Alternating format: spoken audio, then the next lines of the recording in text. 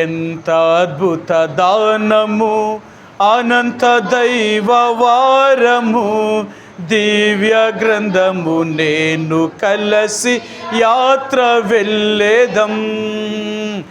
ఎంత అద్భుత దానము, అనంత దైవ వారము, దివ్య గ్రంథము నేను కలసి యాత్ర వెళ్ళేదం. ఈ రాత్రికాల సమయంలో మన యొక్క వాక్య భాగాన్ని చదువుదామండి. అపోస్తుల కార్యములు 6వ అధ్యాయము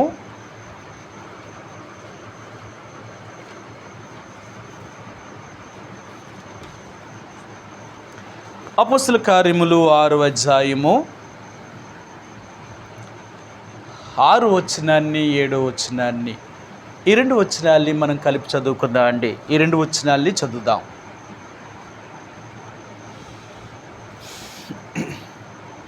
అపోస్తుల కార్యములు 6వ అధ్యాయము 6వ వచనాన్ని 7వ వచనాన్ని మనందరం కలిసి, నేను 6వ వచనం చదువుతాను, క్షమించండి, మీరు 7వ వచనం చదవడానికి ప్రయత్నం చేయండి. అలాగా ఈ 2 వచనాల్ని ఉత్తర ప్రత్యుత్తర రీతిగా చదువుదామండి. వారిని అపోస్తుల ఎదుట నిలువబెట్టిరి, వీరు ప్రార్థన చేసి వారి మీద చేతులుంచిరి.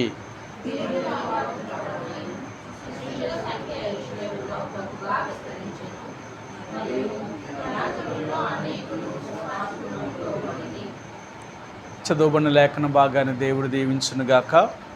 మరి ఇప్పటికే మనము 7 మనుషులను,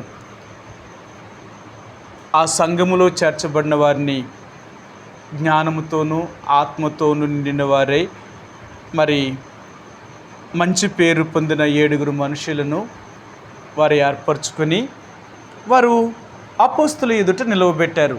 ఆ 7 పేర్లు కూడా మనం జ్ఞాపకం చేసుకున్నాం. ఒక్కొక్క పేరుకి ఒక్కొక్క అర్థముగా మనం చూపించాం.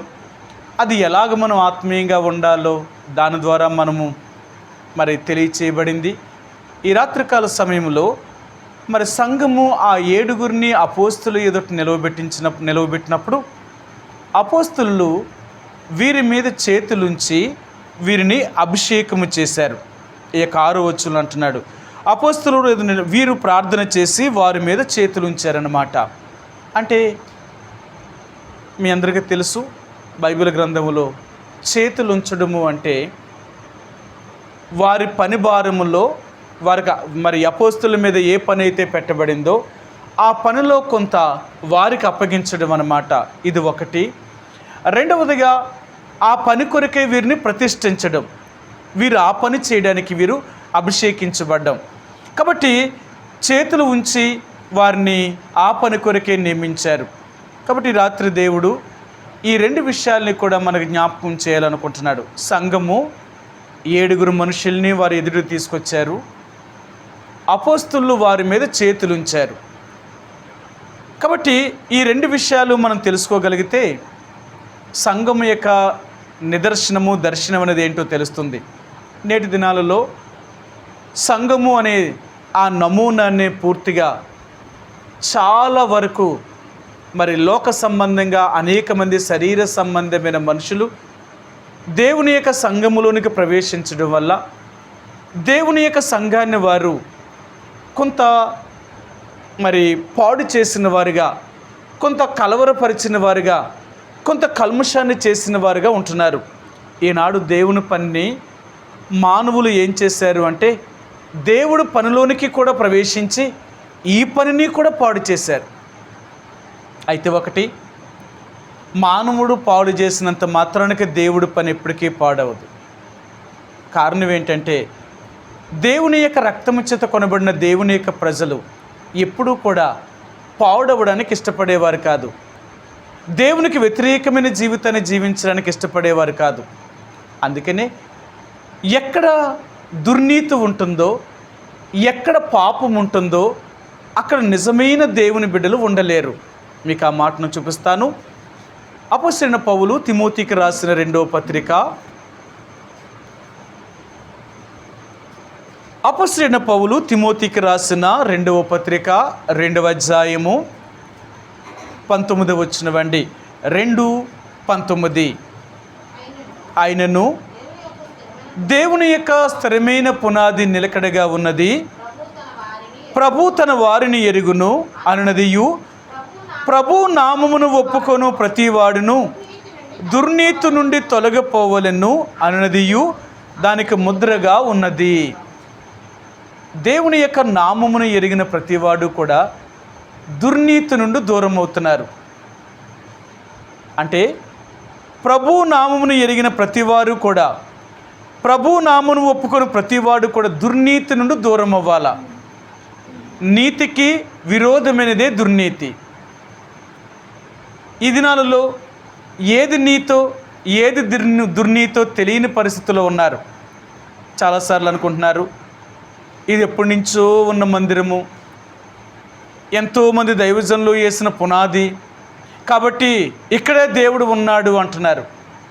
మీ అందరికీ తెలుసు కదా, దేవుని యొక్క దైవ సేవకులైన వారు, అపోస్తులు అనబడిన వారు, అనేక మంది పెద్దలైన వారు, ఆత్మీయంగా నడిచిన వారు ఆ మందిరానికి పునాది వేయొచ్చేమో, కానీ ఆ క్రమము లేనప్పుడు, దుర్నీతి కార్యములు జరుగుతున్నప్పుడు దేవుడు ఆ స్థలములో ఉండలేడు. అది ఎవరు చేసినా మీ అందరికీ తెలుసు.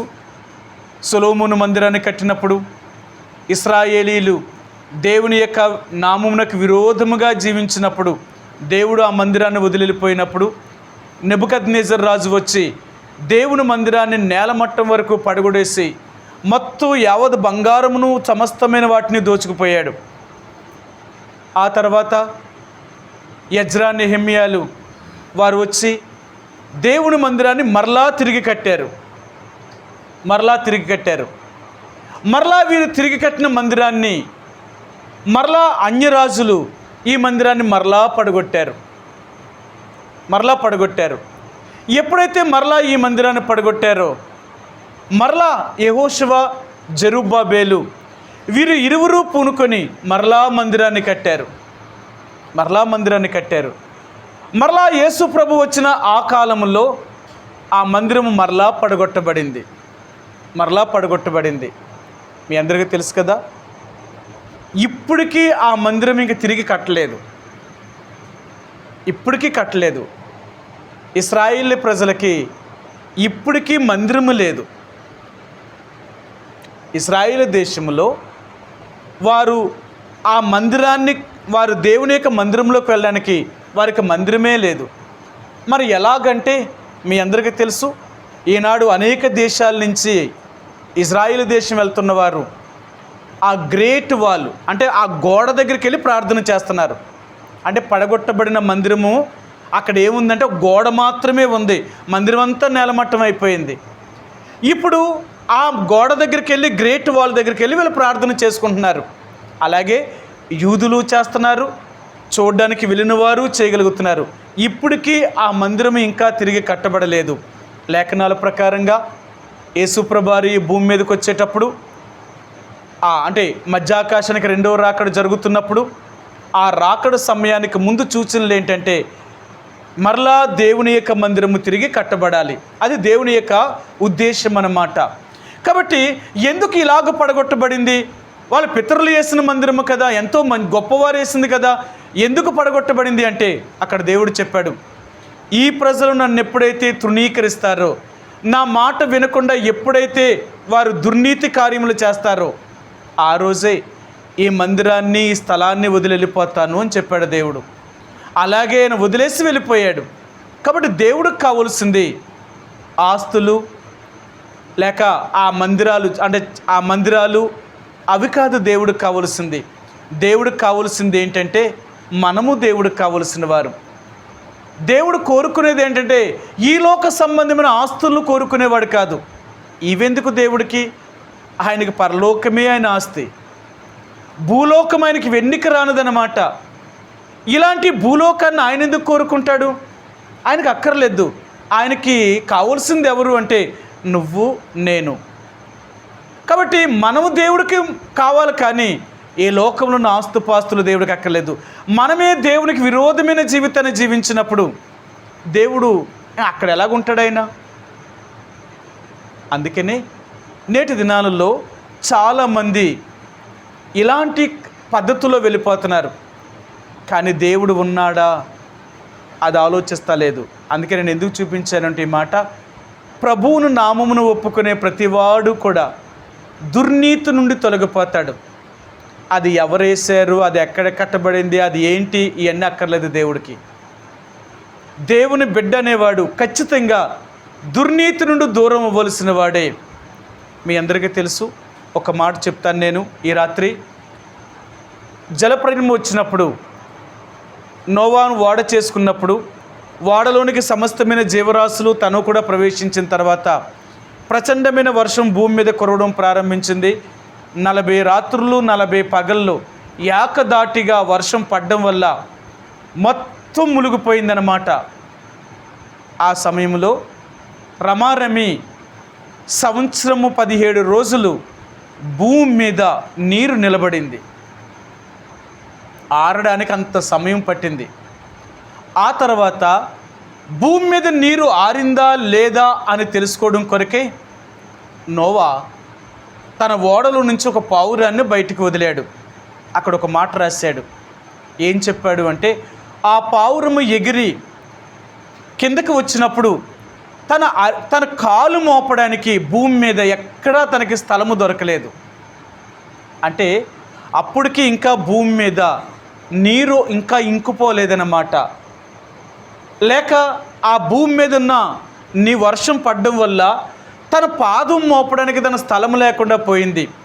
అప్పుడు ఏం చేసిందంటే ఆ పావురము మరలా తిరిగి నోవా దగ్గరికి వెళ్ళిపోయింది. నోవా దాని కిటికీలో నుంచి చేయి చాపి దాని లోనకి తీసుకున్నాడు. కారణం ఏంటి అంటే ఇక్కడ ఇదే చెప్తున్నాడు అనమాట. ఒక నిజమైన క్రైస్తవుడు దుర్నీతి ఎక్కడైతే ఉందో, పాపము ఎక్కడుందో, ఎక్కడ దేవునికి వ్యతిరేకమైన పనులు జరుగుతున్నాయో అక్కడ వారు ఉండలేరు. వారు ఉండరు కూడా. కారణం ఏంటో తెలుసా? దేవుని ప్రజలకు కావలసింది మందిరము కాదు, ప్రజలు కాదు, జనసమూహము కాదు. దేవుడు ఉన్నాడా అది వారు చూసుకునేది. దేవుడు ఎక్కడైతే ఉంటాడో దేవుని బిడ్డ అక్కడికి వెళ్తాడు. దేవుని బిడ్డ ఎక్కడైతే ఉంటాడో లేక ఉంటారో అక్కడ దేవుడు వెళ్తాడు. అంతేకాని దేవుడు లేని చోట దేవుని బిడ్డ ఉండడు, దేవుని బిడ్డ లేని చోట దేవుడు ఉండడు. వీళ్ళు ఎక్కడ ఉండరు అన్నమాట. కాబట్టి ఈరోజు మనకు దేవుడు నేర్పించాలనుకునేది ఏంటంటే, దేవుని యొక్క సంఘమునకు ఒక క్రమం అనేది ఉంది. ఆ క్రమాన్నే అనుసరించాలి తప్ప ఆ క్రమాన్ని మీరి చేయకూడదు.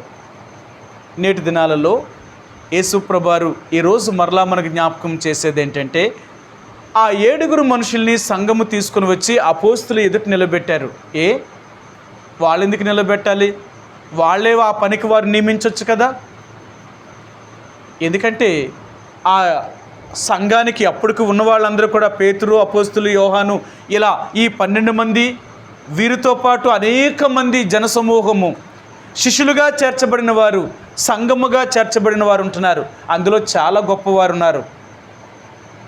అనేకమైన ఆస్తులు నమ్మి వారు అపోస్తుల యొక్క పాదముల దగ్గర పెట్టినవారు, పేరు పొందినవారు. అలాంటి వారు ఉన్నా వారెవరూ కూడా సంఘం మీద ఆధిపత్యము చేయడానికి ఇష్టపడలేదు. సంఘానికి శిరస్సు దేవుడు. ఆ తర్వాత సంఘములో ఉన్న బాధ్యత నిర్వర్తించిన వారు, ఆయన చేత పిలువబడిన దైవ సేవకులైన వారు మాత్రమే ఆ పరిచర్యను తుదముట్టించాలే తప్ప, ఆ పరిచర్య చేయాలే తప్ప మరెవరికి కూడా ఆ సంఘము మీద ఆ బాధ్యత అనేది ఇంకెవరికూ అప్పగించబడలేదు.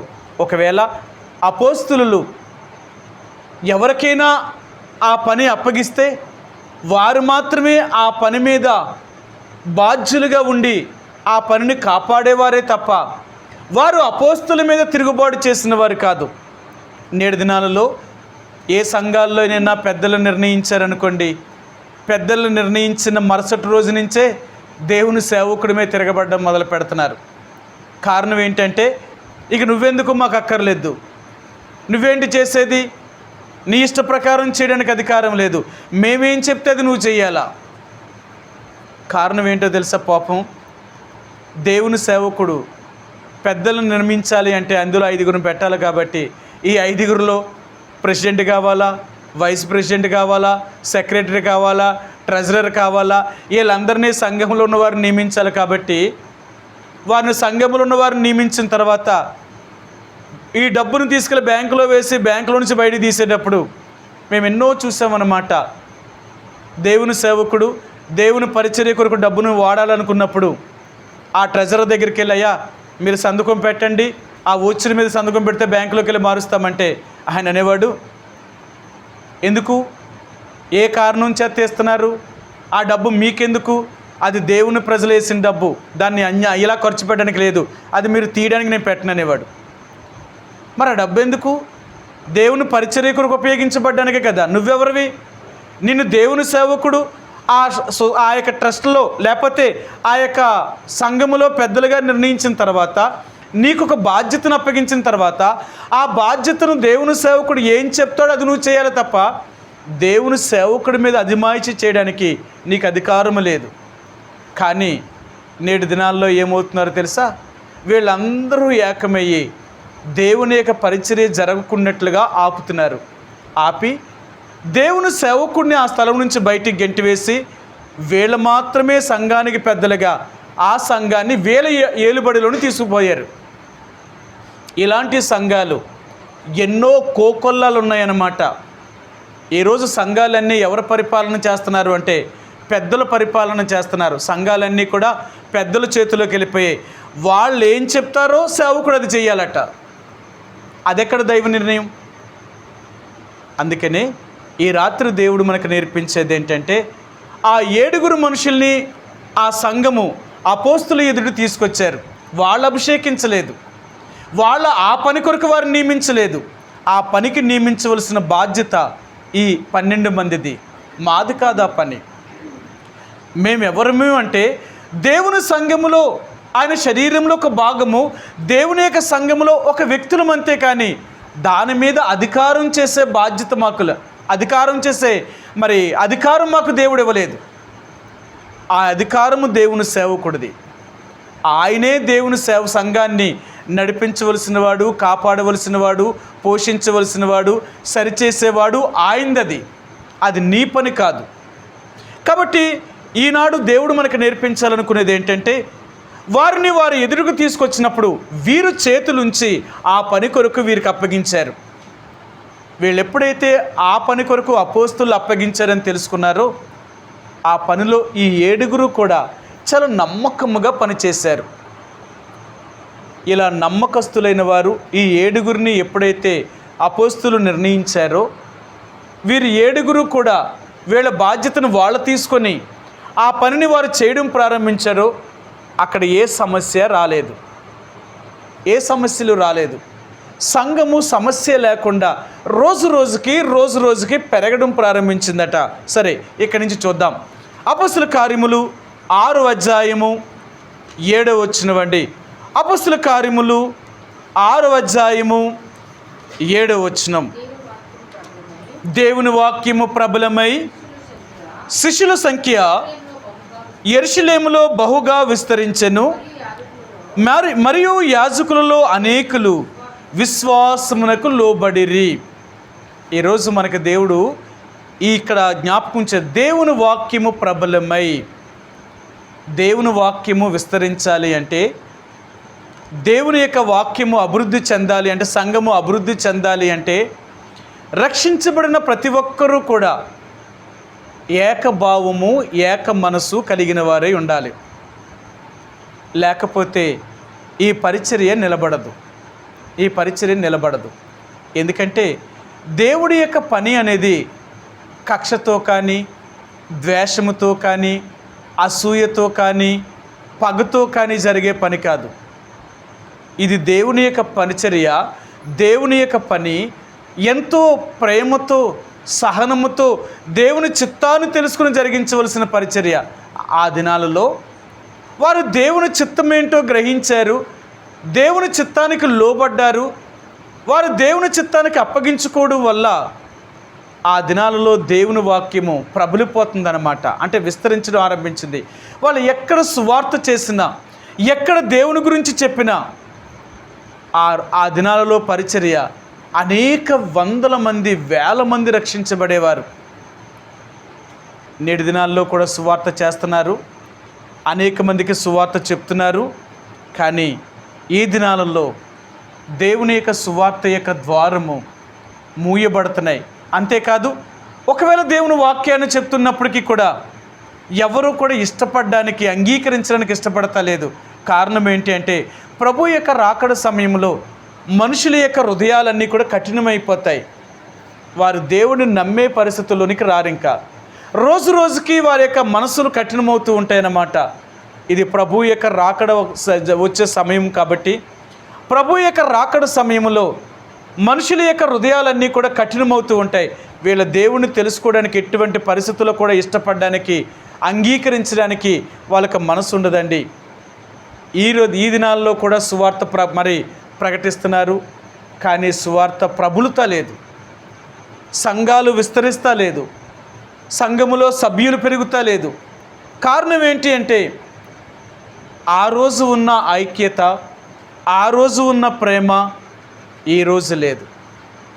కారణం ఏంటి అంటే, రోజు రోజుకి మనుషులలో స్వార్థము, అసూయ, అక్రమము పెరిగిపోతుంది. సరే, మీకు ఆ మాట చూపిస్తాను. ఎందుకు దేవుని పరిచర్య జరగకుండా ఉండడానికి గల కారణం ఏంటి అంటే, ఇక్కడ దైవజనుడు ఒక మాటను జ్ఞాపకం చేశారు. అంటే యేసుప్రభువు ఉన్నప్పుడే ఈ మాటను జ్ఞాపకం చేశారు ఆయన. మత్తయి సువార్త 24వ అధ్యాయము 12వ వచనం అండి. 24:12. మత్తయి సువార్త 24వ అధ్యాయము 12వ వచనం. అక్రమము విస్తరించుట చేత అనేకుల ప్రేమ చల్లారును. సరే, నేటి దినాలలో ఎక్కడ చూసినా అక్రమము, క్రమము లేదు.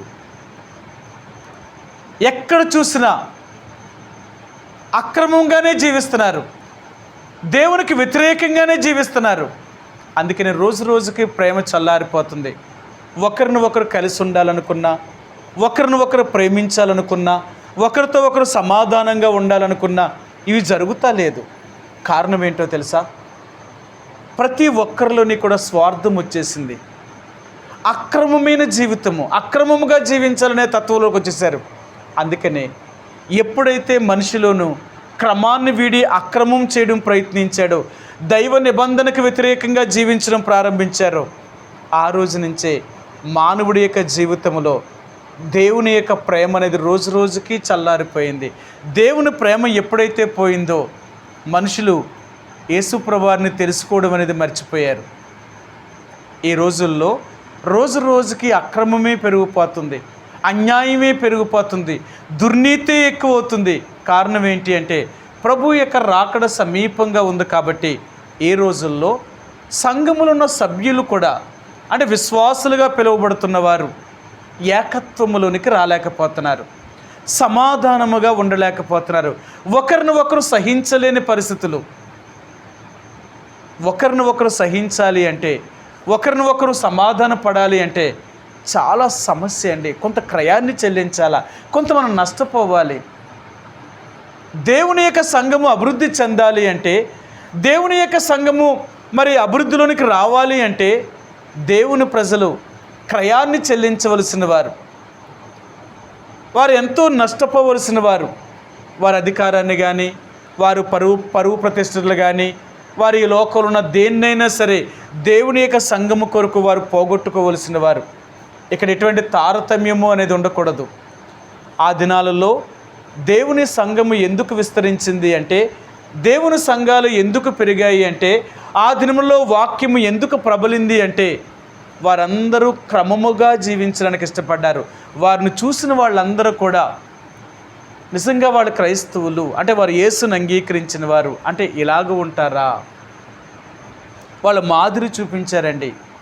ఎప్పుడైతే వాళ్ళు మాదిరి చూపించారో అనేక మంది వీరు చెప్తున్న మాటల యందు లక్ష్యమించి, నిజమే కదా, వాళ్ళు ఏదైతే చెప్తున్నారో అలాగ ఉన్నారు.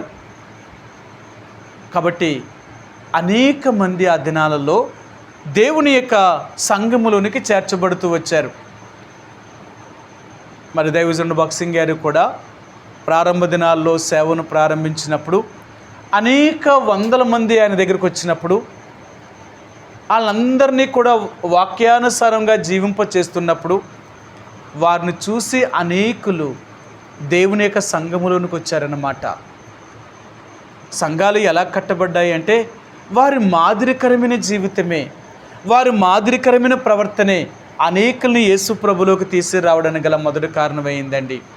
మరి నిజంగా దైవజనుడు భక్త్ సింగ్ గారు ఉన్న దినాలలో ఎన్ని సంఘాలు స్థాపించబడ్డాయి.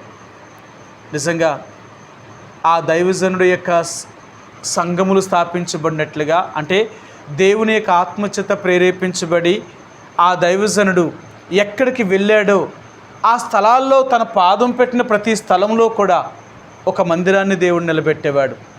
సంఘాలు నిలబడ్డాయండి. కారణం ఏంటో తెలుసా? అతని మాదిరికరమైన జీవితాన్ని బట్టి దేవుడు అతను అడుగుపెట్టిన ప్రతి స్థలాన్ని కూడా సంఘాలను కట్టించాడు ఆయన.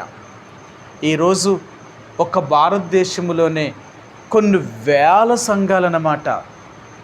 నిజంగా మనకున్న, అంటే దైవజనుడు భక్త్ సింగ్ గారి చేత ఆయన ద్వారా కట్టబడిన సంఘాలు చూస్తే ప్రపంచంలో ఎవరు అన్ని సంఘాలు కట్టలేదు, ఎవరూ కట్టలేదు. ఆయన దేని చేత కట్టాడు అంటే డబ్బుతో కట్టలేదు దేవుడి మందిరాన్ని. ఆయన ఒక్క దేవుని ఆత్మచేత నడిపించబడి ఆ దైవజనుడు అలా పరిచర్య చేశాడు అంతే. తను చేసిన ప్రతి పరిచర్యను కూడా దేవుడు తన మాదిరికరమైన జీవితాన్ని బట్టే అనేకులు మారారు. నేను ఒక విషయం చెప్తాను మీకు. ఒకరోజు భక్త్ సింగ్ గారిని వెస్ట్ గోదావరి జిల్లాలో నిడదవోలు తీసుకొచ్చారన్నమాట. దైవజనుడిని ప్రత్యేకమైన కూడుకులకి నిడదవోలు తీసుకొచ్చారు. సరే, ఆయన కూడా డేట్ ఇచ్చాడు. ఆ డేట్ ప్రకారంగానే ఆయన నిడదవోలు వచ్చారు. ఆ రోజు ఉదయకాలము ఆయన దేవుని వాక్యాన్ని ప్రకటించాలి. సరే, ఆయన ఉదయాన్నే దేవుని వాక్యాన్ని ప్రకటించాలి కాబట్టి ఉదయం 10 గంటలకు బైబిల్ పట్టణం ఆయన తీసుకోవాలి. కాబట్టి ఆ బైబిల్ పట్టణం కొరకే దైవజనుడు దేవుణ్ణి అడిగాడు, ప్రభా, రేపు నేను ఏం చెప్పాలి ఈ ప్రజలకు, నేనేం చెప్పమంటావు అని దేవుడు భక్త్ సింగ్ గారు దేవుడి దగ్గర కనిపెట్టినప్పుడు దేవుడు ఏమీ వర్తమానం ఇవ్వలేదట.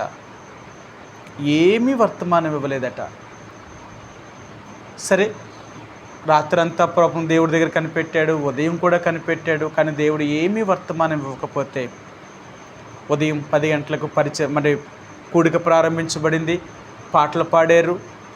ఆయన పాటలు అయిపోయిన తర్వాత ఆయన వాక్యం చెప్పవలసి వచ్చినప్పుడు ఆ స్టేజీ మీద ఆయన నిలబడి ఆయన ఏం చెప్పాడు అంటే, ఈరోజు మీకు నేను దేవుని వాక్యాన్ని అందించాలి, కానీ నేను దేవుణ్ణి అడిగాను, ప్రభా, ఈ ప్రజలకు నేను ఏమి వాక్యం చెప్పాలని అడిగాను, కానీ దేవుడు నాకేమీ ఇవ్వలేదు.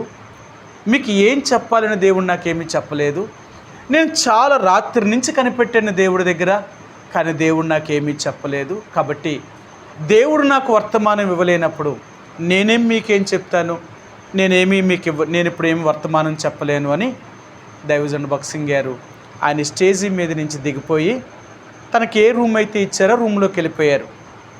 అక్కడున్న దేవుని సేవకులు ఏం చెప్పారు అంటే, సరే, అన్నకు దైవజనుడికి దేవుడు వర్తమానం ఇవ్వలేదు కాబట్టి దేవుడు వర్తమానం ఇచ్చేలాగా ఇప్పుడు మనం ప్రార్థనలో గడుపుదామని వారు ఆ పూటంతా కూడా ఆ బైబిల్ పఠనం జరిగే సమయం అంతట్లో కూడా వాళ్ళందరూ ప్రార్థన చేశారు. సరే, ఆయన ప్రార్థన చేసిన తర్వాత మరలా ఆ సాయంకాలం నుంచి దైవజనుడికి దేవుడు వర్తమానం ఇవ్వడం వల్ల ఆ కూడికలన్నింటిలో కూడా దైవజనుడు వర్తమానం చెప్పుకుంటూ వెళ్ళిపోయాడు. ఆ మీటింగ్స్ కూడా అయిపోయాయి అన్నమాట. కొన్ని సంవత్సరాల తర్వాత ఆయన ఢిల్లీ పరిచర్య కొరకే వెళ్ళాడనమాట. మళ్ళీ భక్త్ సింగ్ గారు ఢిల్లీ పరిచర్య కోసం వెళ్ళినప్పుడు ఒక సహోదరి భక్త్ సింగ్ గారిని కలిశారట. కలిసి వారు చెప్పారట, అయ్యా, పలానా సంవత్సరము పలానా తేదీన పలానా సమయంలో మీరు చెప్పిన వర్తమానాన్ని బట్టి నేను మారాను అని చెప్పిందంట. దైవజనుడు సంతోషించాడట. ఏ వాక్యం ద్వారా నీకు దేవుడు మాట్లాడాడు అని చెప్తే ఆమె చెప్పిందంట, అయ్యా, ఆ రోజు మీరు ఏమీ వాక్యం చెప్పలేదు, మీరేమీ చెప్పలేదు. అప్పుడు ఆయన అడిగాడట, మరి ఏమీ చెప్పకుండా నువ్వెలా మారేవు అన్నాడట. కానీ మీ యథార్థమైన జీవితం, మీ మాదిరి నేను చూశాను. మీరు ఇంత గొప్ప దైవజనుడు అయ్యుండి, అప్పటికే మీకు ఎంతో పెద్ద పేరు కలిగిన వారు అయ్యుండి, మీరు మీటింగ్కి వెళ్ళినప్పుడు దేవుడు ఇవ్వకపోతే మీరు చెప్పలేరా? మీకు తెలియదా బైబిల్? అప్పటికే ఎన్నో సార్లు మీరు బైబిల్ చదివారు, ఎన్నోసార్లు చదివారు, కొన్ని వందల సార్లు మీరు బైబిల్ చదివేసి ఉంటారు. బైబిల్ అంతా మీకు కంఠోపాఠం. దేవుడు ఇవ్వకపోతే మీరు చెప్పలేరా? కానీ మీరు దేవుడి మీద ఆధారపడి వర్తమానం చెప్పేవారే తప్ప మీ అంతటి మీరు వర్తమానం సిద్ధపరచుకునేవారు కాదు. అంత గొప్ప దైవజనుడు. అప్పుడు ఆ రోజు నేను ప్రభు దగ్గర ఒప్పుకున్నాను, ప్రభువా, నా పాపములు, నా చెడుతనమే ఈరోజు ఆ దైవజనుడు వాక్యం చెప్పకున్నట్లుగా ఆధారమైంది. కాబట్టి నేను ఒప్పుకుంటున్నాను, నేను పాపిని, నన్ను క్షమించు, నీ రక్తంతో కడిగి నన్ను శుద్ధీకరించు అని ఆ రోజు నేను ఒప్పుకున్నానండి. సాయంకాలం నుంచే మీరు వర్తమానం మరలా మీరు మొదలుపెట్టారు. దేవుడు నాకు ఇలా చెప్పమన్నాడు, దేవుడు నాకు ఇలాగ ఇచ్చాడు అని మీరు దేవుని వాక్యాన్ని చెప్పడం, ఆ మీటింగ్స్ అన్నీ కూడా మీరు కంటిన్యూ చేశారు. ఆ 3 రోజుల మీటింగ్స్ కూడా అంటే మీరు నిజాయితీగా మీ మాదిరికరమైన జీవితాన్ని చూసి నేను మారాను. అంతే. మీ వర్తమానం చూసి నేను మారలేదు, మీ వర్తమానం విని నేను మారలేదు, మీ మాదిరిని చూసి మారాను. మనం దేవుని బిడ్డలో, లోకములో మనం ఎవరినైనా ఒక వ్యక్తిని ఎలా మారుస్తామో తెలుసా? మనం చెప్పేదాని కంటే మన క్రియల్లో చూపించడం వల్లే మార్పు చెందుతారు. మీ అందరికీ తెలుసు, అపోస్తలుడైన పేతురు రాసిన మొదటి పత్రిక 3వ అధ్యాయం అంటాడు, తన భార్యల నడవడిక వలన అవిశ్వాసైన భర్త తన భార్య లేక నడవడి వలన తన భర్తను రాబట్టుకుంటారట. నీ మాదిరికరమైన జీవితం వల్ల నీ భర్తను కూడా నువ్వు మార్చుకోగలుగుతావు. ఇలా ఒకటి కాదు, ఈరోజు మీరు ఎన్నో సాక్ష్యాలు వింటున్నారు. ఎంతోమంది స్త్రీలు తన భర్తలను మార్చుకోగలిగారు. ఎలా మార్చుకున్నారు అంటే, ఎంత దుర్మార్గులైన భర్తల్ని కూడా, ఎంత త్రాగుబోతులైన భర్తల్ని కూడా, ఎంత చెడు కార్యాలు చేసిన భర్తల్ని కూడా తన భార్యలు మార్చుకోగలిగారు. దేవుడిని ఎరిగిన స్త్రీలు మార్చుకున్నారు. ఎలా మార్చుకున్నారో తెలుసా? వారు మాదిరికరమైన జీవితము, వారు మాదిరి వల్లే తన భర్తలు మార్చారే తప్ప వారు చెప్పి మార్చలేదండి. అందుకనే ఈరోజు నువ్వు నేను కూడా ఈ లోకమునకు మాదిరి అనేది చాలా అవసరం. మనము మాదిరి లేదా లోకం మనల్ని చూపిస్తుంది. వీళ్ళేం మారారు, వీళ్ళ దేవుని బిడ్డలేంటి, వాళ్ళేమో చెప్పేది ఒకటి, వీళ్ళు చేసేది ఒకటి. అలాగన్నప్పుడు సంఘం ఎలాగ అభివృద్ధి చెందుతుందంటావు? సంఘానికి ఎవరు వస్తారంటావు? మనమే మాదిరికరమైన జీవితం లేనప్పుడు దేవుడి మందిరానికి ఎవరు రారండి. ఈరోజు దేవుడు మరలా మనకు నేర్పించేది ఏంటంటే, ఆ దినాలలో దేవుని వాక్యము అంతగా ప్రబలడానికి గల కారణం ఏంటి అంటే, విశ్వసించిన వారందరూ కూడా దైవ నియమానికి కట్టుబడి దైవ చిత్తానికి లోబడిన వారే, వారందరూ ఒకే భావముతో ఏక మనసు కలిగిన వారే, వారందరూ కూడా సంతోషకరమైన జీవితాన్ని జీవించిన వారు. వారెప్పుడు కూడా, మీ అందరికీ తెలుసు, అపోస్తల కార్యాలు 2వ అధ్యాయంలో మనం చదివినప్పుడు అక్కడ చూసాం, విశ్వసించిన వారందరూ కూడా ప్రతిరోజు ఇంటింటా కూడుకొనుచు తప్పక దేవుణ్ణి స్తుతించుచు ప్రజలందరి వలన దయ పొందిన వారే ప్రతిరోజు ఆనందముతో ఉండేవారట. వారు ఎప్పుడూ సంతోషంగా ఉండేవారు. వీళ్ళ సంతోషకరమైన జీవితాన్ని చూసి, వీరు ఆనందకరమైన జీవితాన్ని చూసి అనేక మంది మారారండి. అనేక మంది మారారు. ఈరోజు దేవుని యొక్క బిడ్డలు ఏమీ లేకపోవచ్చు, ఈ లోకంలో మనకు ఆస్తుపాస్తులు ఏమీ లేకపోవచ్చు, కానీ మన సంతోషకరమైన జీవితమే, ఉన్నదానితో సంతోషంతో జీవించడం వల్లే మనల్ని చూసి అనేకులు దేవుని దగ్గర తిప్పబడుతూ ఉంటారు, దేవుడి దగ్గరకు రావడానికి ఇష్టపడతారు. వాళ్ళకి ఏమీ లేకపోయినా చూడు ఎంత సంతోషంగా ఉన్నారు. వాళ్ళకు లోకంలో ఏమీ లేకపోయినా, మనంత ఆస్తుపాస్తులు వాళ్ళకి లేకపోయినా, మనకు లేని సంతోషం వాళ్ళకు ఉంది, మనకు లేని ఆనందం వాళ్ళకు ఉంది. ఎక్కడిది? వాళ్ళకి ఎలాగొచ్చింది? వాళ్ళ ఆ యేసు ప్రభువుని నమ్ముకోవడం వల్లే కదా. సరే, మనం కూడా నమ్ముకోవాలి. వాళ్ళ దేవుని మనం నమ్మితే మనం కూడా సంతోషంగా ఉంటాం. ప్రియ సహోదరి సోడా, ఆ దినాల్లో దేవుని వాక్యం ప్రబలడానికి గల మొదటి కారణం ఏంటంటే, రక్షించబడిన వారందరూ కూడా వారు మాదిరికరమైన జీవితాన్ని జీవించారు. అలా జీవించడం వల్లే వారు ఏం చెప్తున్నారో అలాగ ఉండడం వల్లే అనేక మంది వారిని చూసిన వారు నమ్మారండి. సామాన్యులు నమ్మలేరు. అక్కడ ఎవరు చాలామంది అనేక మంది నమ్మారు. అక్కడ ఒక మాట చెప్పాడు, యాజకులలో అనేకులు ఆయన యందు విశ్వాసం ఉంచారట. ఆ దినాలలో యాజకులైన వారు, యాజకులు మారడం అంటే సామాన్యము కాదు. కారణం ఏంటంటే వీళ్ళు ధర్మశాస్త్రాన్ని బోధించేవారు, దేవుని యొక్క మందిరంలో యాజకత్వం చేసేవారు. ఆ దినాల్లో యూదులైన వారు అందరూ కూడా ఆనాటి వరకు కూడా యాజక ధర్మాన్ని నెరవేరుస్తున్నారు. ఆ రోజు అప్పటికి కూడా వారు యాజకులుగానే జీవిస్తున్నారు. యాజకుడు మారడం ఏంటి సామాన్యమా? వీళ్ళు చెప్తున్న మాటలు వారు నమ్మాలి అంటే, నమ్మితే వాళ్ళకి ఎంత సమస్యలు ఉంటాయో తెలుసా? మీకు చూపిస్తాను ఆ మాటను. యోహాను సువార్త 12వ అధ్యాయము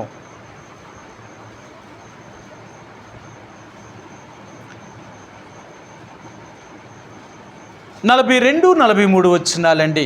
యోహాను సువార్త 12వ అధ్యాయము 42, 43 వచనాలు. ఆయనను అధికారులలో కూడా అనేకులు ఆయన యందు విశ్వాసముంచిరి గాని సమాజములో నుండి వెలివేయబడదుమేమో అని పరిసయ్యులకు భయపడి వారు ఒప్పుకొనలేదు. వారు దేవుని మెప్పు కంటే మనుషుల మెప్పును ఎక్కువగా అపేక్షించిరి. యేసుప్రభువారు ఉన్న దినాలలో కూడా అనేక మంది సమాజపిక అధికారులందరూ కూడా ఆ యేసుప్రభువారు చెప్పిన బోధను విని నమ్మారంట. కానీ సమాజానికి భయపడ్డారు. ఎందుకంటే మనం ఇలాంటి హోదాలో ఉన్నాం. ఇప్పుడు మనం యేసుప్రభువారు చెప్పింది నమ్మితే ఈ ప్రజలు మనల్ని బతకనిస్తారా? ఇంతవరకు మనం ఏం చెప్పాం? మనం చెప్పిందేంటి? ధర్మశాస్త్రమే యథార్థమైనది, మోషే రాసిన ధర్మశాస్త్రమే మనందరికీ కూడా గొప్పదని చెప్పాం. అలాగే ఆచారాలు, ఆ నిష్ఠలన్నీ కూడా మనం ప్రవర్తించాం, వాళ్ళకు బోధించాం, మనం చేసాము, వాళ్ళు చేయమన్నాము. కానీ ఇప్పుడు అవన్నీ తప్పు, ఈయన చెప్పిందే రైట్ అని కానీ ఒప్పుకుంటే మనకున్న ఘనత, మన పేరు, మన అన్నీ పోతాయి. అంతేకాదు ఈ ప్రజలు మనల్ని బతకనివ్వరు. ఇప్పుడు దాకా మేము చేసిందంతా తప్పే అని తెలుసుకొని మనల్ని ఎంతో భయంకరమైన పరిస్థితులు కూడా తీసుకెళ్తారని వారు సమాజానికి భయపడి యేసును ఒప్పుకోలేదు. అలాంటి పరిస్థితుల్లో మరి ఇప్పుడు యాజకులు ఎలా ఒప్పుకుంటారు? వాళ్ళకి భయం లేదా? ఇంతవరకు మనం యాజక ధర్మాన్ని చేసాం, దహన బలులను సమాధాన బలులను అర్పించి వాళ్ళందరికీ నైవేద్యములు చేసి వారికి ఎన్నో విషయాల్లో మనం ఎంతో చేసాం. ఇప్పుడు వీళ్ళు చెప్పిన బోధే రైట్ అని మనం చెప్పి మనం అంగీకరిస్తే సమాజం మనం బ్రతకనిస్తుందా? సమాజంలో మనం తిరగగలమా? అక్కడున్న మన పేరు, మన ప్రతిష్టలన్నీ పోతాయే. కాబట్టి ఎలా ఒప్పుకుంటాం మేము అని అనుకోలేదు వారు. వీళ్ళ యొక్క విశ్వాస జీవితాన్ని చూశారు, వీళ్ళ మాదిరికరమైన జీవితాన్ని చూశారు, వాళ్ళందరూ ఎంత సమిష్టిగా ఉండడం చూశారు. ఇది నిజమని ఒప్పుకున్నారు. వాళ్ళ లోకంలో ఉన్న ఆ యాజక ధర్మము లేక వాళ్ళకున్న పేరు ప్రతిష్టలు పోయినా పర్లేదు, నిజాన్ని నిర్భయముగా వారు ఒప్పుకొని దేవునికి లోబడ్డానికి వారు ఇష్టపడ్డారండి. చూడండి, సామాన్యం అంటే ఆనాడు యాజకులలో అనేకులు యేసునందు విశ్వాసం ఉంచారట. వారు యేసు ప్రభువారిని అంగీకరించడము అంటే అంత తేలిక కాదు. ఈ రోజుల్లో చూడండి, చాలామంది యేసు ప్రభువారిని నమ్ముకుంటే వాళ్ళ పేరు, వాళ్ళ ప్రతిష్టలు, వారి అధికారము వారికి ఈ లోకంలో ఇంకెక్కడో చులకనగా చూడబడతామేమో అని ధనవంతులైన వారు కానీ, లేక అధికారం కలిగిన వారు కానీ, లేక ఆస్తుపాస్తులు కలిగిన వారు కానీ యేసు ప్రభువారి దగ్గరికి ఎందుకు వస్తారో తెలుసా? అలా నమ్ముకుంటే మనకున్నాయన్నీ పోతాయి. లోకంలో మన పేరు ప్రతిష్టలు పోతాయి, మనకున్న అధికారం పోతుంది, లోకం మన చులకనగా చూస్తుంది. యేసు ప్రభువారిని నమ్మారు అంటే చులకనగా చూస్తుంది. అందుకని వారెవరూ కూడా దేవుడి దగ్గర రావడానికి ఇష్టపడతలేదు. ఎందుకంటే వాళ్ళ డబ్బు, వాళ్ళ అధికారము, వాళ్ళకున్న ఆస్తి వాళ్ళకు అడ్డుపడుతుందన్నమాట. మరి ఎవరు వస్తారో తెలుసా? దేవుని కొరకు ఇవన్నీ త్యాగము చేసేవారు. మాకు అక్కర్లేదు, ఏమున్నా ఏమి లేకపోయినా అది మాత్రం నిజం, ఆయన చెప్పిందో నిజం, ఆయన్నే మేము వెంబడిస్తామని యేసు ప్రభువారిని వెంబడించడం అంటే అంత తేలికైన పని కాదండి. వారు ఎలా వెంబడించగలిగారు అంటే అపోస్తులను చూశారు, అపోస్తులతో కూడా తిరిగిన ఆ శిష్యులను చూశారు. అందుకన్నాడు దేవుని వాక్యము ప్రబలమై ఆ దినములలో శిష్యుల సంఖ్య విస్తరించనారంభించెను అంటాడు ఆయన. అనేక మంది యేసు ప్రభు యొక్క శిష్యులుగా చేయబడ్డారండి. అనేక మంది రోజు రోజుకి సంఘం పెరిగిపోతుందన్నమాట. ఎంత పెరిగిపోయింది అంటే ఇక లెక్క పెట్టలేనంతగా పెరిగిపోయారు. మీ అందరికీ తెలుసు, 120 మందిగా కూడుకున్న సంఘము 3000 మంది అయ్యారు. 3000 మందిగా కూడిన సంఘము 5000 మంది అయ్యారు.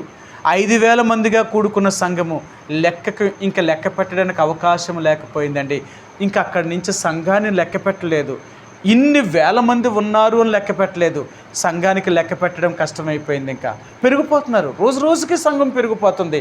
ఇలా పెరగడానికి గల కారణం ఏంటంటే సంఘంలో ఉన్న వారి యొక్క మాదిరికరమైన జీవితం. ఈరోజు నీవు నేను కూడా దేవుని సంఘానికి, దేవుని యొక్క ప్రజలుగా దేవుడికి మనం ఎంత లోకము నమ్ముకున్నాం కాబట్టి మాదిరికరమైన జీవితాన్ని జీవిస్తున్నాం. అందుకని అపోస్తలుడైన పౌలు కొన్నిసార్లు కొంత కఠినంగా మాట్లాడాడు. ఆయన ఏం మాట్లాడాడో చూపిస్తాను. కొరింథీయులకు రాసిన పత్రిక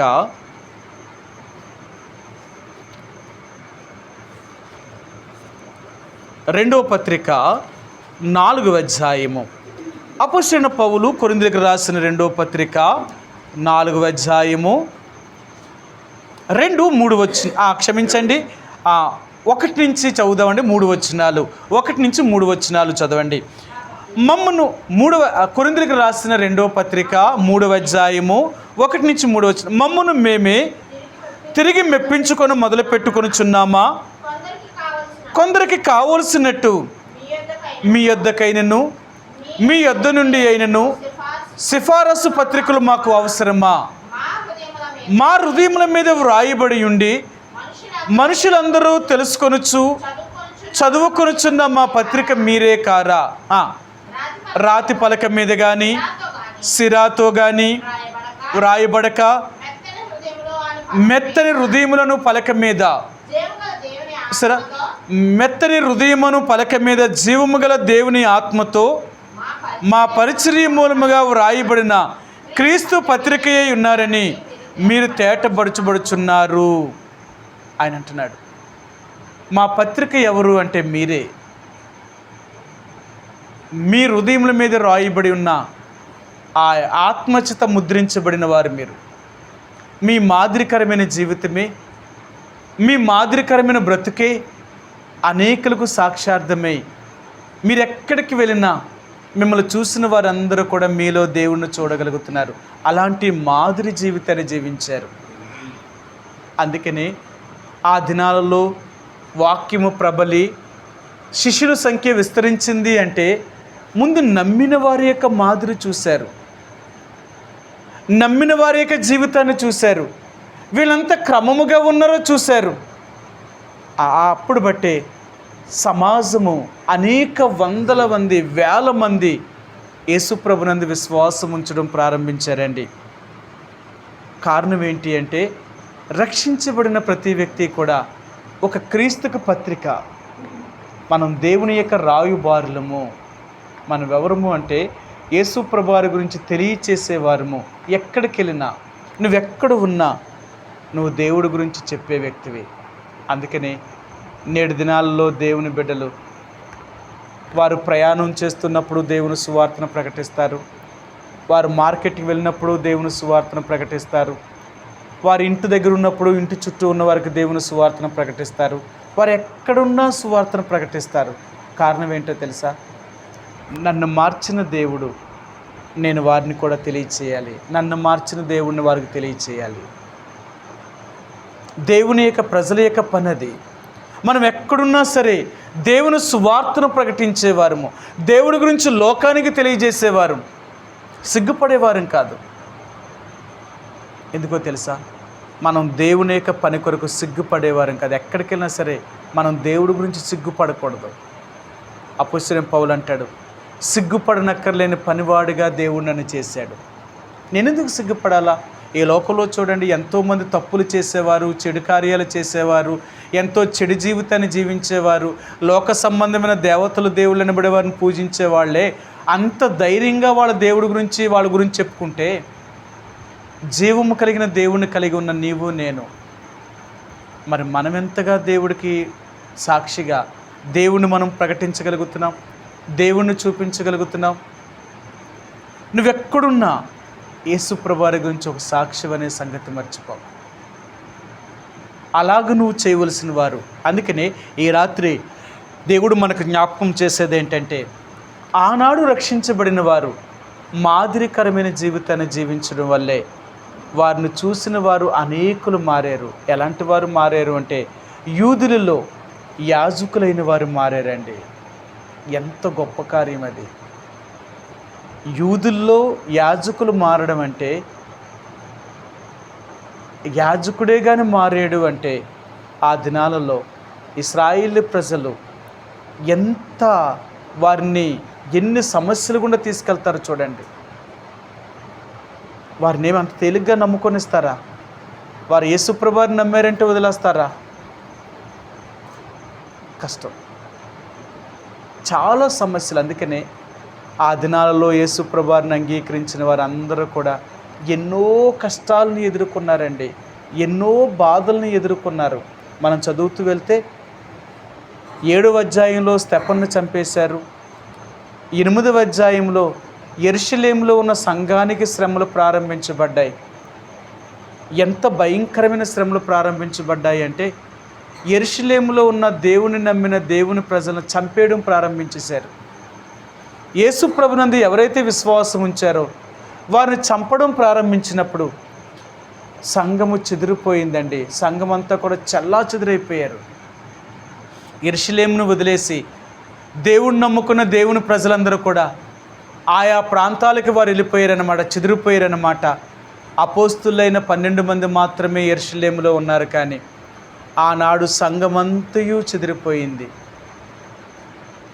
ఎందుకు చెదిరిపోయారు అంటే, యెరూషలేములో శ్రమలు ప్రారంభించబడ్డాయి, కష్టాలు ప్రారంభించబడ్డాయి. యేసు ప్రభునందు విశ్వాసం ఉంచిన వారిని బాధించడం ప్రారంభించారు. వారిని ఎప్పుడైతే బాధించడం ప్రారంభించారో అప్పుడే వారు చెదిరిపోవడానికి ప్రయత్నం చేశారండి.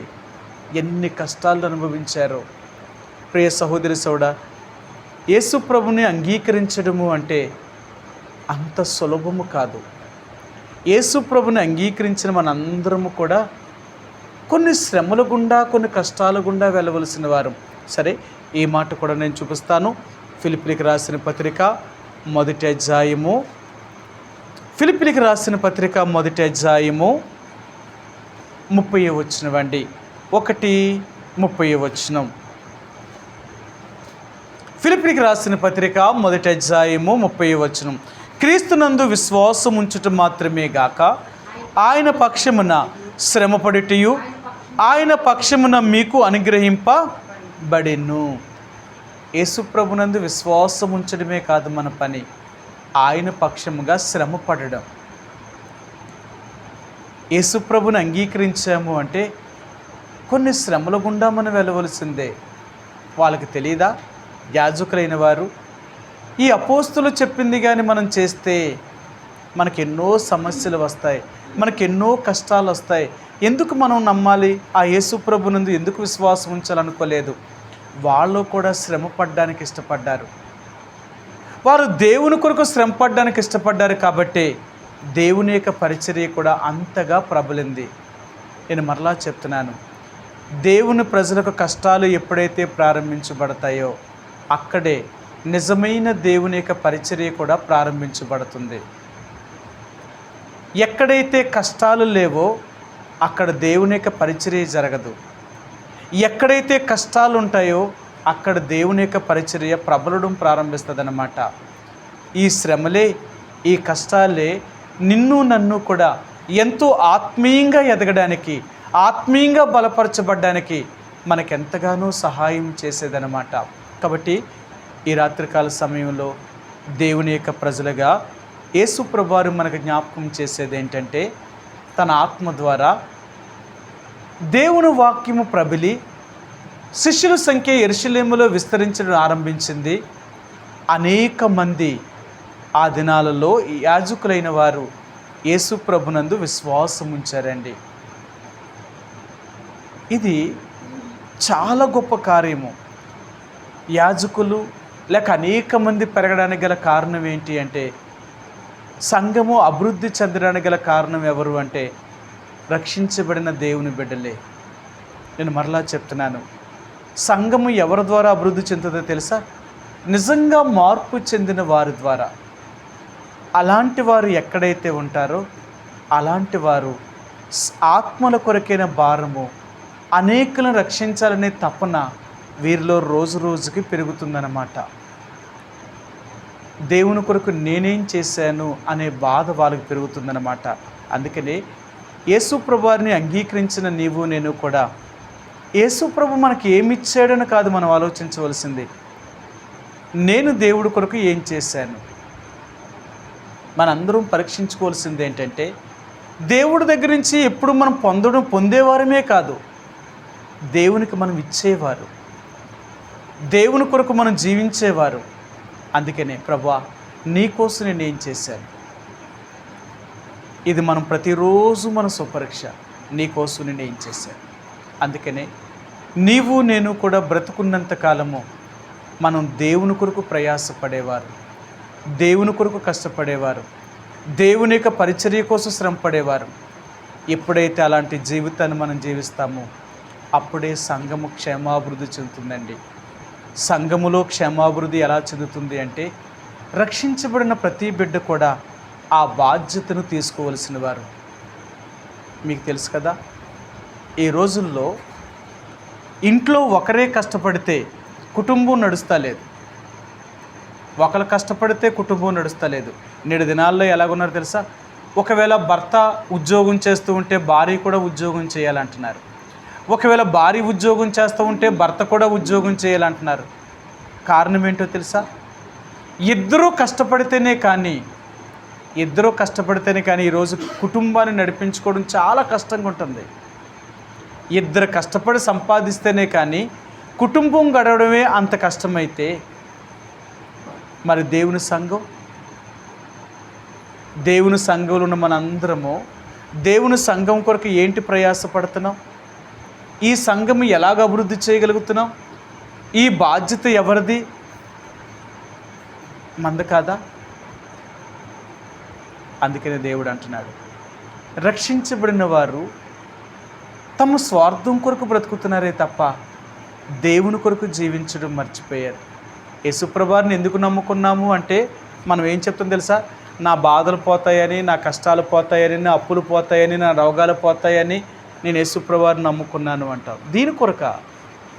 సరే, మరి నీకు అన్నీ పోయిన తర్వాత ఏం చేసావు?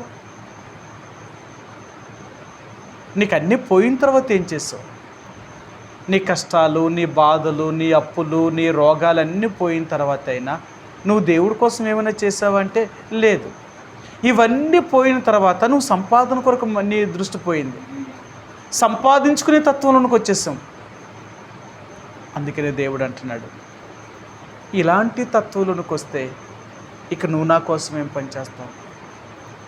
నువ్వు నా దగ్గరకు వచ్చావు అంటే, నన్ను నమ్ముకున్నావు అంటే నువ్వేం చేయాలో తెలుసా?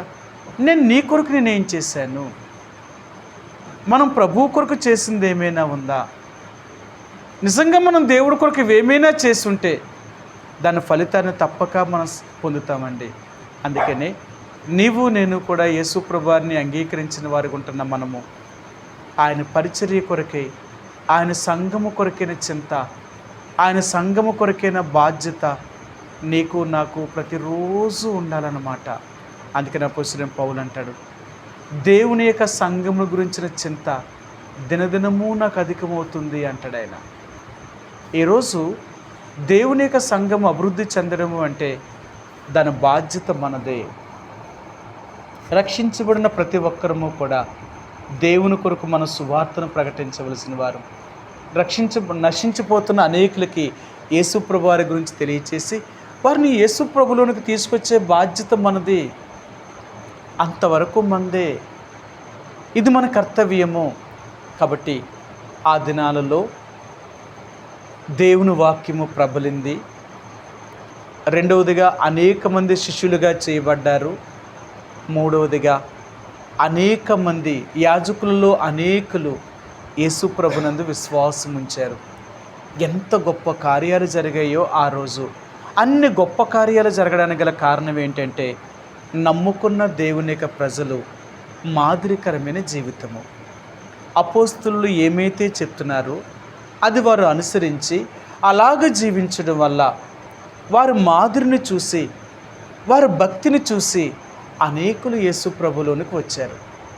అది ఈరోజు నువ్వు నేను కూడా అలాంటి మాదిరి, అలాంటి నిజమైన భక్తిని మనం కనపరచగలిగితే మనల్ని చూసిన వారు అనేకులు యేసు ప్రభులోనికి రావడానికి మనం ఎంతో సహాయకరులుగా ఉంటామండి. అలాగా సంఘము పెరగడానికి కూడా అవకాశము మన ద్వారా జరుగుతూ ఉంటుంది.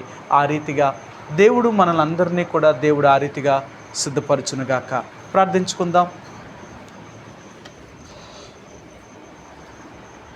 మా ప్రేమ కలిగిన పరలోకమందున మా తండ్రి, యేసు ప్రభువారి యొక్క పరిశుద్ధమైన ఘనమైన నామములో ఈ రాత్రికాల సమయంలో తండ్రి బైబిల్ పఠనం కొరకే మమ్మల్ని మీ సన్నిధికి తీసుకొచ్చినందుకు వందనాలు ప్రభా.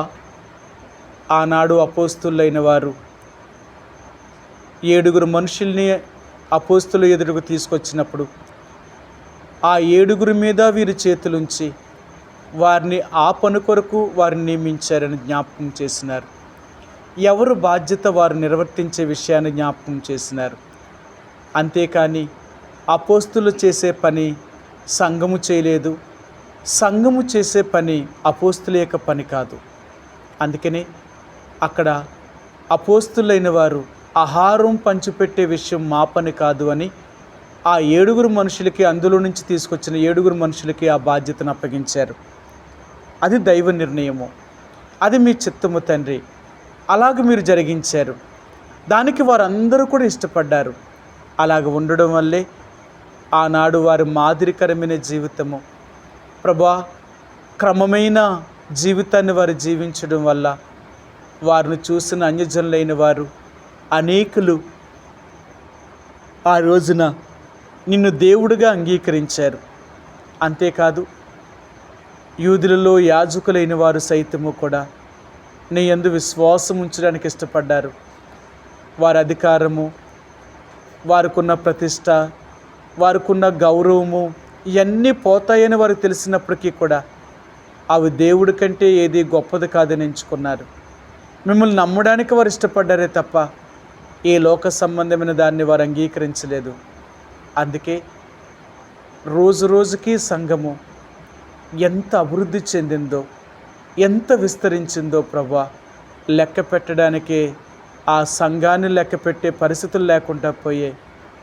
ఈనాడు రక్షించబడ్డామని చెప్పుకుంటూ, నీ మందిరానికి వెళ్తున్నామని చెప్పుకుంటూ, నీ బిడ్డలుగా మేము జీవిస్తున్నామని చెప్పుకుంటున్న మేము మాలో ఎలాంటి మాదిరికరమైన జీవితం ఉందో, ఎంత క్రమాన్ని అనుసరించగలుగుతున్నామో, మేము చేయవలసిన పనేంటో మేము మర్చిపోయిన వారిమే ప్రభువా. నీ యొక్క సువార్తను ప్రకటించలేని వారిగా, మాదిరికరమైన జీవితాన్ని జీవించలేని వారిగా, నిన్ను సంతోషపెట్టలేని పరిస్థితులు కలిగిన వారిగా ఉండడం వల్లే సంఘము రోజు రోజుకి క్షీణించడం దేవా మేము చూస్తున్నాం. అంతేకాదు సంఘానికి వస్తున్న మేమందరము కూడా ఆత్మీయంగా ఎదగవలసిన దానికి బదులుగా చల్లారిపోతున్న పరిస్థితులు కలిగిన వారు. మమ్మల్ని క్షమించండి, మమ్మల్ని కడగండి ప్రభువా. మాదిరికరమైన జీవితాన్ని జీవించేవారుగా తండ్రి, అనేకులకు మీ సువార్తను ప్రకటించేవారుగా, అనేకుల్ని తట్టు మేము త్రిప్పేవారుగా మమ్మల్ని సిద్ధపరచండి. సహాయమును దయచేయండి. దుర్నీతి ఎక్కడైతే ఉంటుందో, అక్రమమైన కార్యములు ఎవరైతే చేస్తున్నారో అలాంటి వారి మధ్య నుండి మేము బయలువెడలిపోయేవారిగా, దుర్నీతితో సాంగత్యము చేసేవారము కాక అక్రమం చేసేవారితో మేము కలిసి వండుకున్నట్లుగా ప్రత్యేకమైన జీవితాన్ని జీవించేవారుగా నన్ను, మమ్మల్ని మీరే సిద్ధపరచండి, కాపాడండి. ఆ రీతిగా మమ్మల్ని తీర్చిదిద్దమని మీ చేతులకు అప్పగించుకుంటున్నాను. ఈ రాత్రికాల సమయంలో తండ్రి, మీ సన్నిధికి మమ్మల్ని తీసుకొచ్చినందుకు వందనాలు. ఆ రీతిగా మేము నీ కొరకు, నీ సంఘము కొరకు, నీ పరిచర్య కొరకు ప్రయాసపడేవారుగా నన్ను మమ్మల్ని సిద్ధపరచండి. అంతేకాదు ప్రభా, ఈ రాత్రి మీ సన్నిధికి వచ్చిన నీ బిడ్డల బట్టి వందనాలు. వారిని, వారి కుటుంబాలని ఆశీర్వదించండి, దీవించండి. వారి కుటుంబాల్లో ప్రతి అవసరతను తీర్చండి, కాపాడండి తండ్రి. ఈ సమయంలో సోదరి దేవా మరి లిడియా సిస్టర్ని కనికరించండి. మరలా తిరిగి రేపు దినం కాకినాడ బయలుదేరి వెళ్ళవలసిన వారు ఉంటున్నారు. వారు ప్రయాణంలో తోడుగుండండి. మరలా ప్రభా మరి క్షేమముగా మా మధ్యకు వచ్చేంతవరకు వారిని కాపాడండి. పద్మ గారిని కూడా స్వస్థతను అనుగ్రహించండి. శైలజ వారి కుటుంబాన్ని కూడా రక్షించండి. అలాగే తండ్రి మరి ఈ సమయంలో సోదరి ప్రిస్కిలా సిస్టర్ వారి కుటుంబాన్ని కూడా కనికరించండి. సహోదరికి ఉద్యోగ బాధ్యతల్లో ఇంతవరకు సహాయం చేశారు. అలాగే తండ్రి తన ఆరోగ్య విషయంలో మీరు చూపిన కృపను బట్టి వందనాలు. ఇంకను సంపూర్ణంగా కాపాడండి. తన ఉద్యోగ బాధ్యతలో తోడుగుండండి. బిడ్డను చిన్నాటి నుంచి మీ బోధలో పెంచగలుగుట్లో సహాయాన్ని దయచేయండి. బిడ్డ కూడా తల్లి బోధలో పెరగగలుగుట్లో కృప అనుగ్రహించండి. సహోదరుని కూడా తిరిగి రక్షించమని మీ చేతులకు అప్పగించుకుంటున్నాం. అలాగే తండ్రి సోదరు అరుణా సిస్టర్ గారిని మరి వైజాగ్ నుంచి క్షేమంగా తీసుకొచ్చినందుకు వందనాలు. మరలా ఈ స్థలానికి రావడానికి సహోదరికి మీరు చూపిన మీ కృపను బట్టి వందనాలు. తన బాధ్యతల్లో సహాయం దయచేయండి. దేవా జాయ్సీ గ్రేస్ని కూడా బిడ్డల చదువుల్లో తోడుగుండండి. ఆరోగ్యాలను భద్రపరచండి. సహోదరుని యొక్క పనిబాట్లలో తోడుగుండండి. అలాగే తండ్రి ఈ సమయంలో మరి తండ్రి దేవా రూత్ సిస్టర్ గారి కుటుంబాన్ని జ్ఞాపకం చేసుకుంటున్నాం. మిరియం యొక్క చదువులో తోడుగుండండి. తన టెట్ ట్రయల్స్ ఉంటుండగా, డిఎస్సి కొరకు సిద్ధపడుతుంటుండగా బిడ్డకు కూడా సహాయం దయచేయండి. రూత్ గారి యొక్క ఆరోగ్యాన్ని భద్రపరచండి. వారి డ్యూటీల్లో తోడుగుండండి. తన భర్త నాగరాజు గారిని అలాగే తన బిడ్డలను కూడా నిన్ను దేవుడిగా కలిగి ఉండే భాగ్యాన్ని అనుగ్రహించండి. రక్షించమని మీ చేతులకు అప్పగించుకుంటున్నాను. అలాగే తండ్రి ఈశ్వర సిస్టర్ గారిని తమ సంపూర్ణమైన తన బలహీనతపై గాయపడిన స్థానం ఉంచండి. మాదిరికరమైన జీవితాన్ని జీవించుట్లో సిద్ధపరచండి. తన భర్త అప్పలరాజు గారిని అలాగే తన ఇద్దరు బిడ్డల్ని కూడా రక్షించండి తండ్రి. వారి కుటుంబం అంతా నిన్ను దేవుడిగా కలిగి ఉండే భాగ్యాన్ని అనుగ్రహించండి. అలాగే మీ దాసురాలు శాంతమ్మ గారిని కూడా జ్ఞాపకం చేసుకుంటున్నాం. తన కాళ్ళను ముట్టండి, స్వస్థపరచండి. సంపూర్ణమైన స్వస్థతను అనుగ్రహించి మరలా మునుపటి శక్తిని పొంది తన పనులన్నీ చేసుకోగలుగుట్లో మీ కృప చూపించండి. అలాగే తండ్రి మరి ఈ సమయంలో దేవా మోహన్ని కూడా జ్ఞాపకం చేసుకుంటున్నాం. తను కూడా ఆత్మీయంగా సిద్ధపరచండి. నీ కొరకే జీవించేవాడిగా సహాయాన్ని దయచేయండి. అంతేకాదు తన యొక్క చదువు కొరకే తన సీటు రాగలుగుట్లో కృప చూపించండి.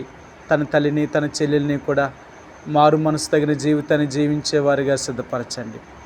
ఈ సమయంలో తండ్రి నన్ను కూడా మీ చేతులకు అప్పగించుకుంటున్నాను. నా దేని కుటుంబాన్ని కూడా బిడ్డల యొక్క చదువుల్లో తోడుగుండండి. వారి యొక్క కావలసిన కృపను దయచేయండి. 13వ తేదీన టెట్ ట్రయల్స్ ఉంటుండగా ఈజీని కూడా చదవగలుగుట్లో, చదివేది జ్ఞాపకం ఉండగలుగుట్లో కూడా కృప చూపించండి, కాపాడండి. నన్ను కూడా మీ చేతులకు అప్పగించుకుంటున్నాను. దేవ నాకున్న బలహీనతలపై మీ గాయపడిన స్థానం ఉంచండి. సంపూర్ణమైన స్వస్థతను అనుగ్రహించండి. ప్రభా మీరే ఆరోగ్యాన్ని దయచేయండి. ఇలాగ తండ్రి మరి మా కొరకే ప్రార్థన సహాయం కోరుతున్న వారిని జ్ఞాపకం చేసుకుంటున్నాం. పీటర్నను, సువన్రావు గారిని, సలోమి గారిని, కృపారావుని, అన్నమ్మ గారిని, లాజర్ గారిని, విక్టర్ పాలు బ్రదర్ని, దేవ విజయ్ చంద్రని, అలాగే సోదరి దేవ సత్యవతి గారిని, ఇంకా బలహీనంగా ఉన్న మా ప్రియులందరినీ కూడా మీరే ముట్టండి, స్వస్థపరచండి, సంపూర్ణ ఆరోగ్యాన్ని దయచేయండి. ఇలాగూ ప్రభా తిరిగి నీ ప్రజలు వారి వారి గృహాలకి వెళ్ళనై ఉంటున్నారు. క్షేమముగా వారి ఇల్లు చేరేంతవరకు మీ కాపుదల, మీ భద్రతను అనుగ్రహించి మీరే సంరక్షించమని మీ చేతులకు అప్పగిస్తూ మహిమ, ఘనత, ప్రభావాలు మీకే ఆరోపిస్తూ యేసు ప్రభువారి యొక్క పరిశుద్ధమైన నామములో ప్రార్థించి అడిగి వేడుకుంటున్నాం మా తండ్రి, ఆమేన్.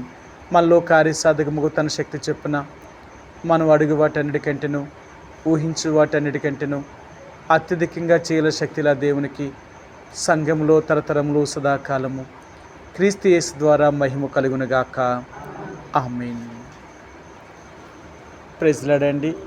Praise the lord.